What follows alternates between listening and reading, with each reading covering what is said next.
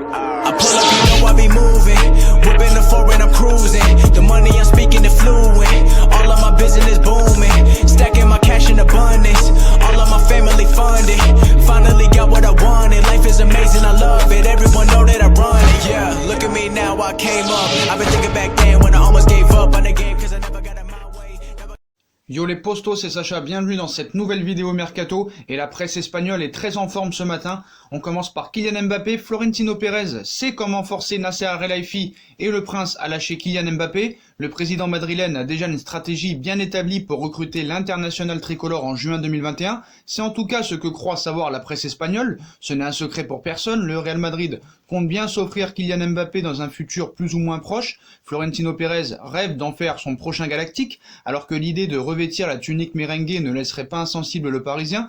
Et si les Madrilènes commencent à y croire de plus en plus, c'est parce que le contrat du joueur expire en 2022 et qu'il n'a toujours pas prolongé son contrat avec son club actuel. Forcément, cet été 2021 s'annonce crucial et la formation de la capitale espagnole sait qu'elle pourrait rapidement se retrouver en position de force.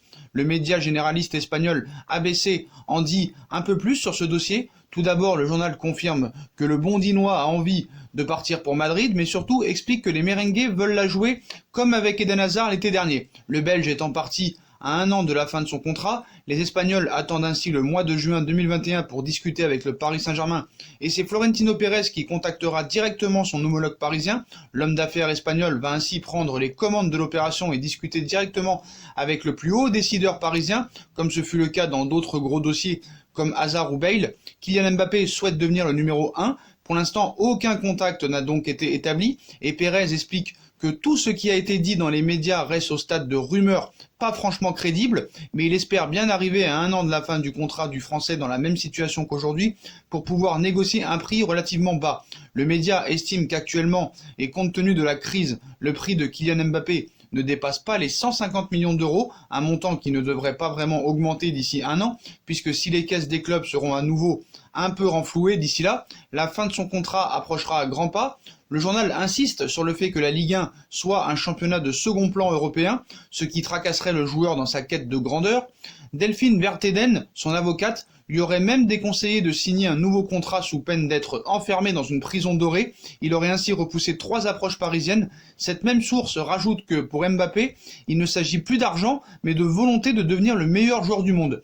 Et quel meilleur club que le Real Madrid pour y parvenir, selon ABC. Donc il faut savoir, les médias espagnols toujours en rajoutent, il y a beaucoup de faux encore. La seule chose vraie dans cet article, c'est que Florentino Pérez dit que tous les rumeurs qui ont été dites sur Mbappé par rapport à son départ au Real n'est que du fake et n'est que des rumeurs non crédibles. Voilà, ça c'est la vraie réalité des choses, tout le reste est bidon. La vraie vérité de tout ça, c'est que Kylian Mbappé prolongera au Paris Saint-Germain et notamment que les dirigeants parisiens en font une affaire personnelle, qu'il pleut, qu'il vente ou qu'il neige. Les hautes sphères du Qatar sont prêts à le laisser partir gratuitement, même en 2022, quitte à mettre une croix sur un gros transfert. Mais plus difficile de faire mieux que Sport et Mundo Deportivo, encore, et oui, et toujours. Les caisses doivent être vides dans le journal.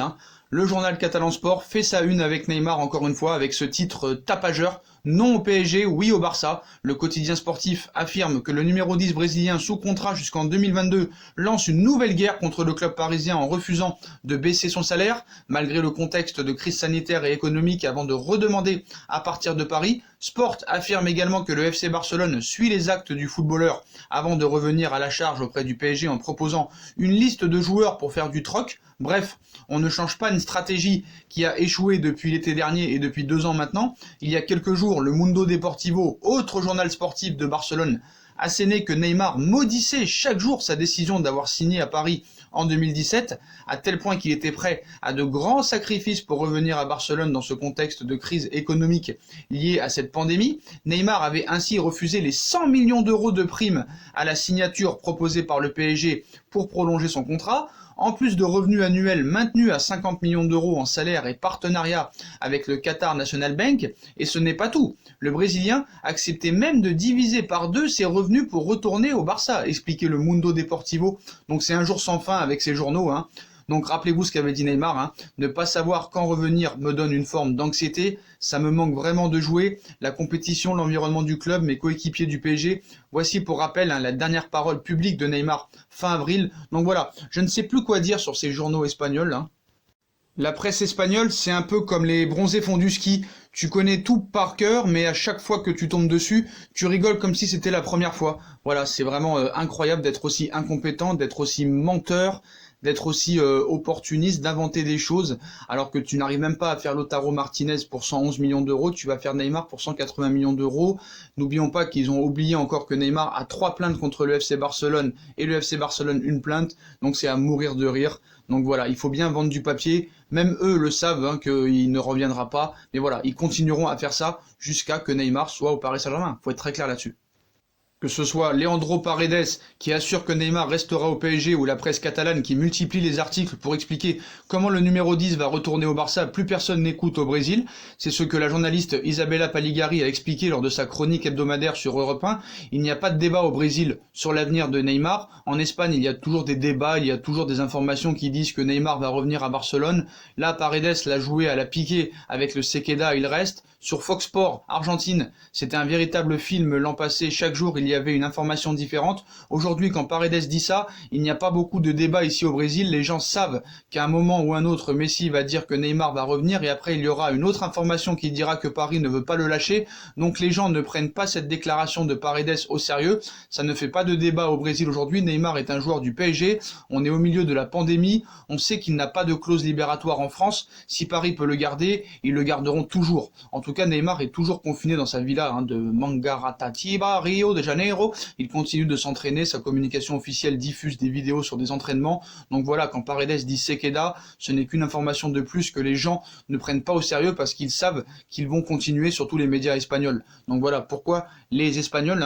continueront à ne pas croire les médias espagnols. Voilà, ils les ont toujours cru et tant que Sport et Mundo continueront à faire du buzz là-dessus, les Espagnols continueront à croire les journaux. Voilà les postos, c'est la fin de cette vidéo Mercato, ou surtout fake news de la part des médias espagnols. Voilà, comme d'habitude, dites-moi en commentaire ce que vous en pensez. Je compte sur vous pour bombarder la barre de like. On like, on partage, on commente, on s'abonne. On active la petite cloche pour être tenu au courant des vidéos qui vont sortir. On me rejoint sur mes différents réseaux sociaux, Instagram, Facebook, Snapchat, Twitter, ainsi que sur Utip si vous voulez aider la chaîne à évoluer en regardant les pubs gratuitement ou en faisant un petit don. Voilà les postos. Je vous souhaite à tous une très bonne continuation. Prenez soin de vous et à très vite pour une nouvelle vidéo les postos. Tchuss.